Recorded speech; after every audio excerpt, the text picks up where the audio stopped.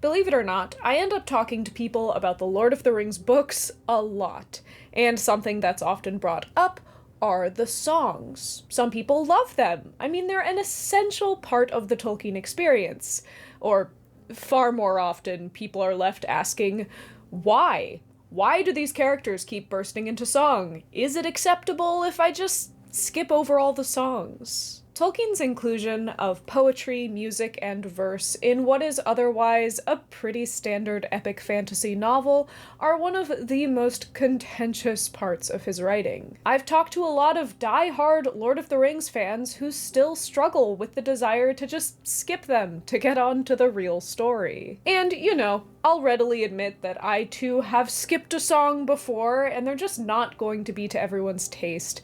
In this video, I want to try and defend them, or at the very least, explain them. Tolkien's music, while perhaps a bit over the top sometimes, is an essential part of the style of the story, a main strut of the emotional core, and an undeniable element of the magic that makes Middle-earth so special. If you've been with this channel for a long time, like since the beginning, you might remember another video that I did about music in Middle-earth. It is a little bit funny looking back on that one because I called it longer and more research intensive. It is a whole 26 minutes, which is pretty funny, you know, considering.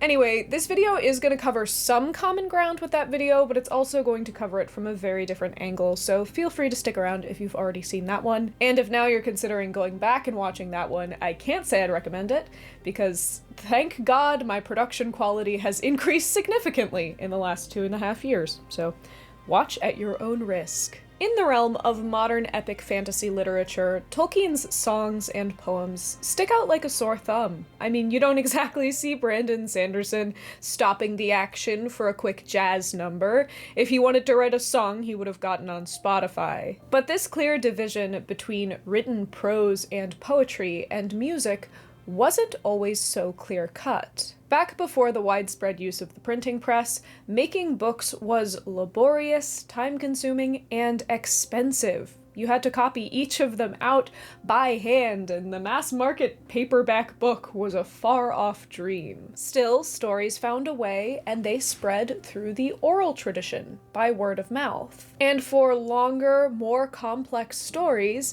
it made sense for them to be in verse, poetry, in music, because that is much easier to remember. Due to certain aspects of the human brain, music is just really memorable. There's a reason that you learn to sing the alphabet before you learn to recite it.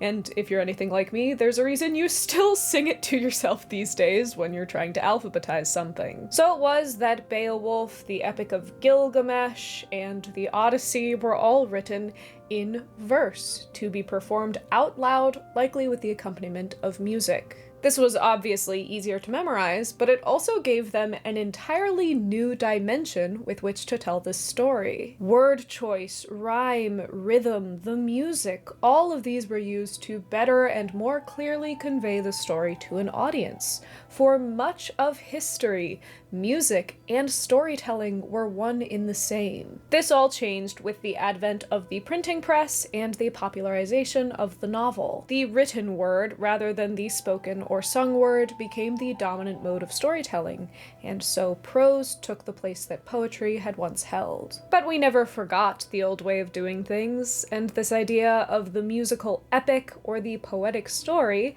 remained here or there, largely as a relic of long bygone days. This was especially so in the medieval revival of the Victorian period. The Middle Ages, or at least the Middle Ages as they thought they had been, came back in style big time, and there was this onslaught of pseudo-medieval art, translations of medieval works like Beowulf, and a lot of music and poetry retelling older medieval stories, oftentimes in a musical and poetic style that was supposed to imitate what they thought they had used in the medieval era. Tolkien was born in 1892, and although he missed the Victorian period by a little while, his childhood was steeped in this pseudo-medieval nostalgia. As he grew older, he learned that the retellings by authors like Tennyson weren't necessarily historically accurate per se, but that didn't push him away from this art form. Instead, he dove deeper. He uncovered a rich bed of truly ancient,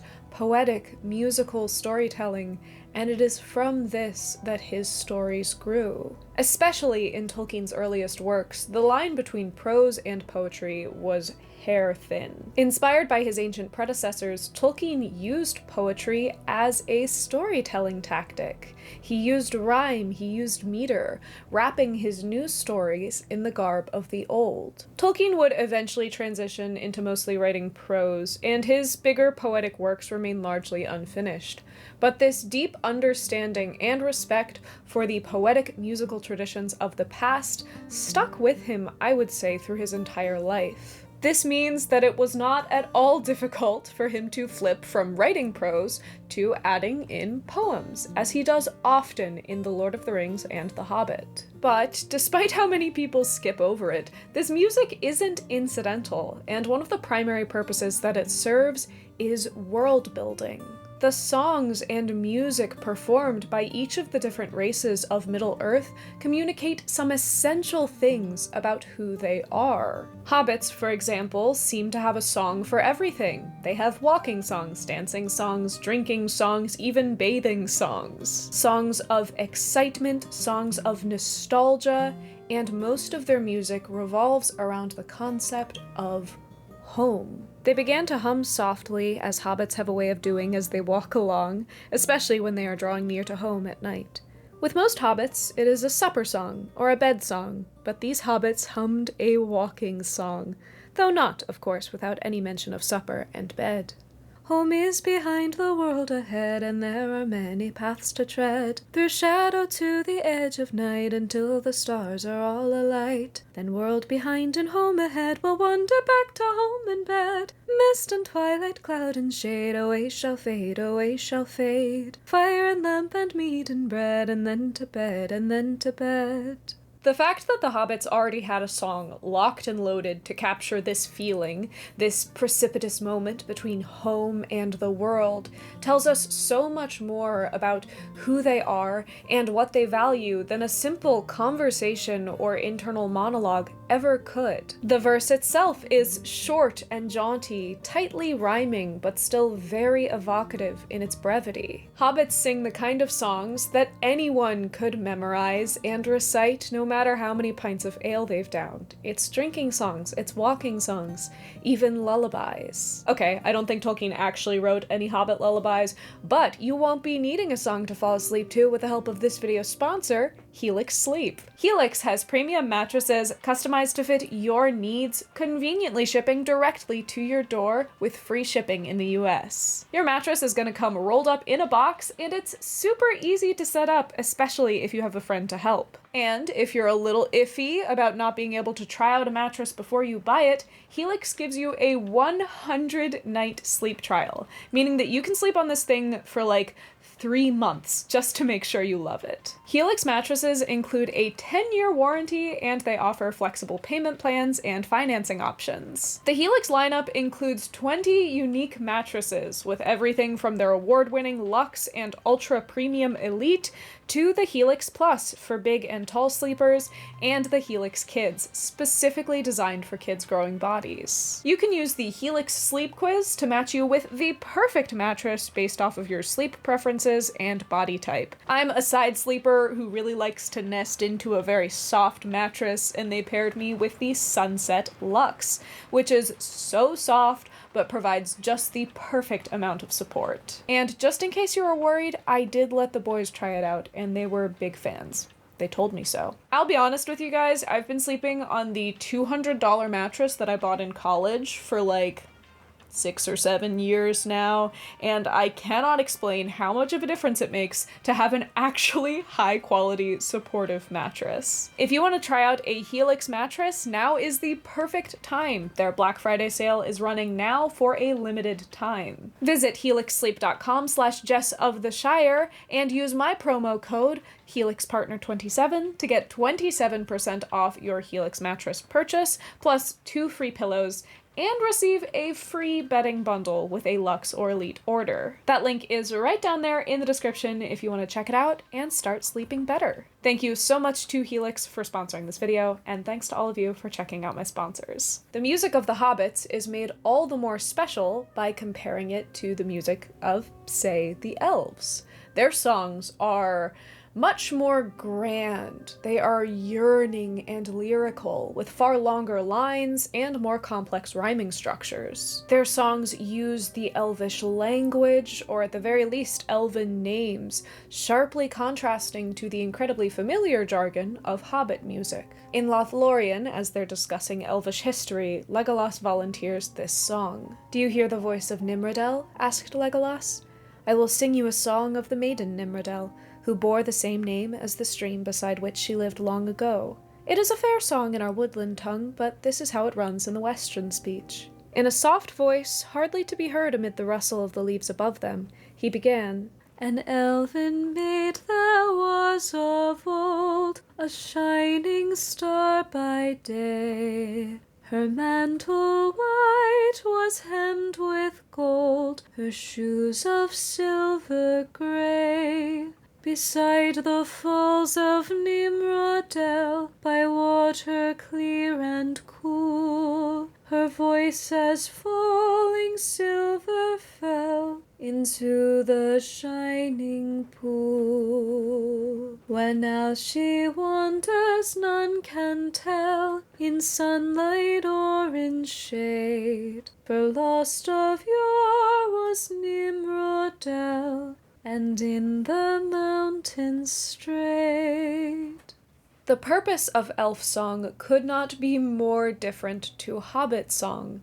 Having seen the world from its dawn to its dusk, music is the lens through which the elves contextualize it. They pour their longing, their loss, hundreds of years in the making, into their music. They're not concerned with the mundane, but with preserving their ancient memories through their songs. Elf music also acts as a masterful way to trickle the larger lore of Middle-earth into the story without destroying the mystery. We hear mentions of Nimrodel, of Luthien, of sunless skies and endless years, but we're never given the chance for a full explanation, because you're not going to interrupt a song to go, okay, but what was the deal with that? It shows that there is something much larger behind that facade, but it dances around precisely what it is. One has the sense here, both narratively and poetically, of entering and leaving the story in the midst of something ongoing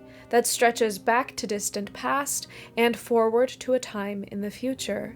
A sense of mystery is created in his constant references to events at other times without telling us all about them. But it's not just hobbits and elves whose culture and ideals are crystallized by their music. For dwarves, their music endeavors to capture the beauty of their craft. The dwarves of The Hobbit mourn their far-off, long-lost home, their ancient halls and pale gold. In Khazad-dûm, Gimli sings of Durin the Deathless, of great halls of hewn crystal, of silver roofs and floors. To them, creation is a sacred act, and their music clings to the holy memory of their former glory. Even a character with very little page time like Tom Bombadil is characterized by music, a rolling, jaunty tune that sits somewhere in the tension between hobbit music and elf music. Gollum sings choppy, stunted verses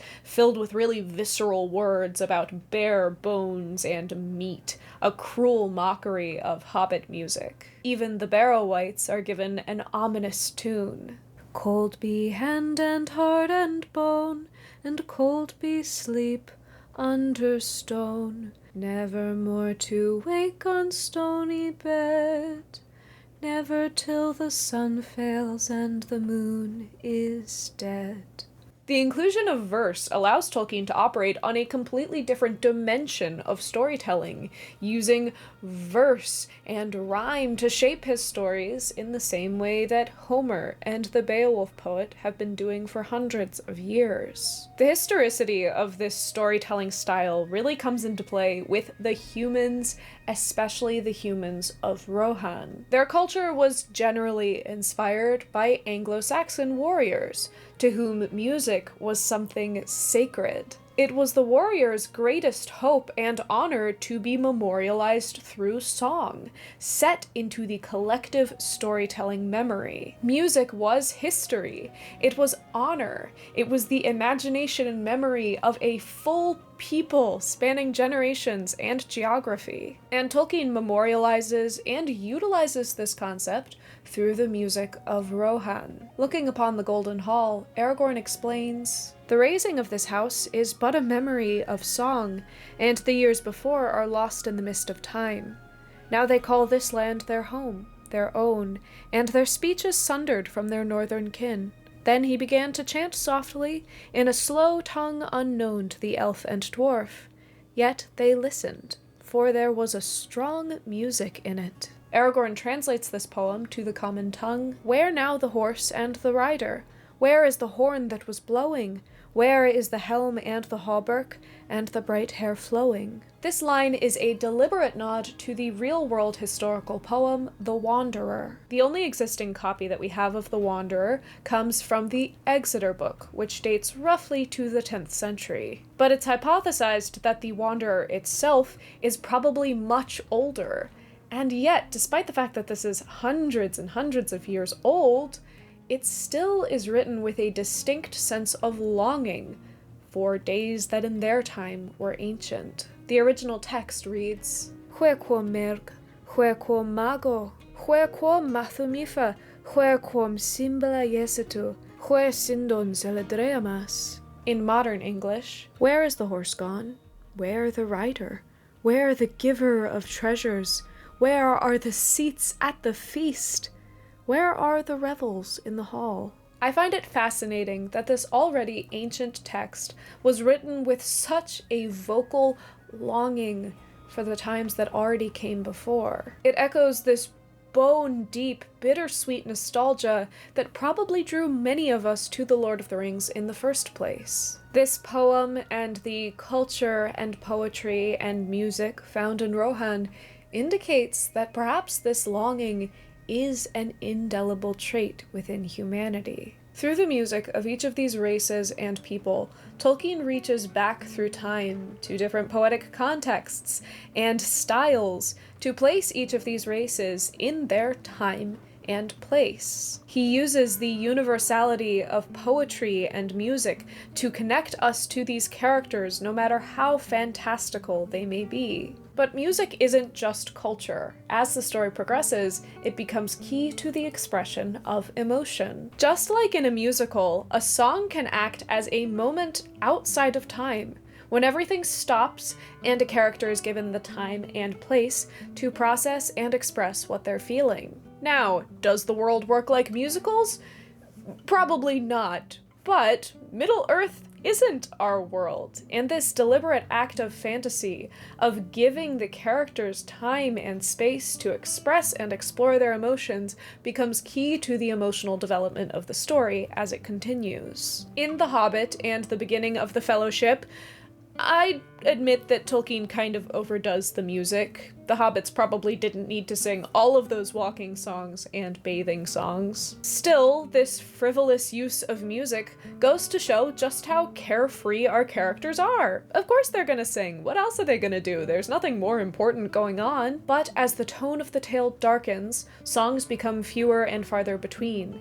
And when they are sung, it is with good reason. For example, when Frodo is going to leave Rivendell and he and Bilbo are saying goodbye to each other, the best way that Bilbo can express himself is through song. I sit beside the fire and think of all that I have seen, of meadow flowers and butterflies in summers that have been. I sit beside the fire and think of people long ago, and people who will shall see a world that I shall never know. But all the while I sit and think of times there were before. I listen for returning feet and voices at the door. I truly believe that this scene just wouldn't have been as impactful if Bilbo had chosen to express himself through prose. The repetitive use of phrases, the deceptively simple rhyme, it shows such a reverence for adventure, for seeing the world as people have done in the past and will do in the future, but then it comes around to explain that to sit by the fire and wait for the adventurers to come home can be just as noble of a cause. It is an intimate point of connection, a beautiful summation of this character's beliefs, and it just wouldn't have been as good if he didn't express himself through a song. As the story continues, music is used again and again as a tool for expression when emotions are just too big to get out any other way. Aragorn and Legolas sing a ballad of grief for the lost Boromir. Galadriel's ancient hymns capture a lifetime of yearning and longing. Denethor demands the lightness of hobbit music to fill the void of his great halls. And it is music that Sam falls back onto when all other hope is lost. At last weary and feeling finally defeated, Sam sat on a step below the level of the passage floor and bowed his head into his hands. It was quiet, horribly quiet. The torch that was already burning low when he arrived sputtered and went out, and he felt the darkness cover him like a tide. And then softly, to his own surprise, there at the vain end of his long journey and his grief, moved by what thought in his heart he could not tell, Sam began to sing. His voice sounded thin and quavering in the cold, dark tower, the voice of a forlorn and weary hobbit that no listening orc could possibly mistake for the clear song of an elven lord. He murmured old childish tunes out of the Shire, and snatches of Mr. Bilbo's rhymes that came into his mind like fleeting glimpses of the country of his home. And then suddenly new strength rose in him, and his voice rang out. Sam sings of the sun, of flowers and finches. His music is his memory, a balm when all else is lost, and the final push he needs to regain his courage. From the beginning of the story to its very end, music is the emotional core of Tolkien's works. When characters run out of words, or when simple conversation isn't enough, music is how their feelings burst forth. Again, it is a stylized approach. It's most likely not how you and I deal with our emotions. I mean, you might, I don't know what you get up to, but we're not elves and men. We are not in Middle-earth. And I think that this heightened, stylized approach to expressing emotion works really well for the fantasy that Tolkien is cultivating. Music is able to shape and enliven the emotional journey of these characters way better than prose ever could. This is because, in a very special way, in Middle-earth, music is magic. Middle-earth, in fact, came into existence because of the creative power of song. The song of Ilúvatar, sung by God in heaven with the first creatures that he ever created, the Ainur. Then the voices of the Ainur, like unto harps and lutes and pipes and trumpets and viols and organs, and like unto countless choirs singing with words, began to fashion the theme of Ilúvatar to a great music. And a sound arose of endless interchanging melodies, woven in harmony that passed beyond hearing into the depths and into the heights, and the places of the dwelling of Ilúvatar were filled to overflowing, and the music, and the echo of the music, went out into the void, and it was not void. Never since have the Ainur made any music like this music. This song, its melodies, its voices, its discord, and its harmony became the bones of Arda itself, encoded into the DNA of every cell that has lived in Arda since. The world is made up of music. It is that indefinable, impossible quality that connects words to meaning, poetry to emotion, stories to culture. And yet, despite the importance that music has in Middle-earth, Tolkien himself was not a musician. In a letter, he confessed, "I have little musical knowledge. Though I come of a musical family, owing to the defects of education and opportunity as an orphan, such music as was in me was submerged, until I married a musician, or transformed into linguistic terms." His grandfather was a piano maker, his wife Edith was an accomplished pianist, and yet it seemed that Tolkien didn't have a musical bone in his body.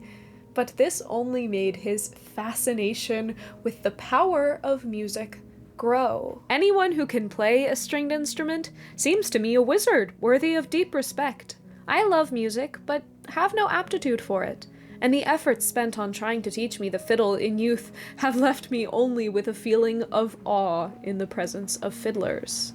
I think that the music of The Lord of the Rings would have kind of been ruined if Tolkien had provided sheet music. Sure, countless people have set the Lord of the Rings songs to music, including myself. I mean, there was literally a licensed and Tolkien-approved songbook, but still, within the text, there remains this beautiful openness to interpretation. Tolkien never clarifies that the Song of the Ainur is meant to be a symphonic orchestra in the stylings of Richard Wagner. He never writes out the name of the real-world tune that the hobbits sang their drinking songs in. He never wrote out the plain chant for Galadriel's songs.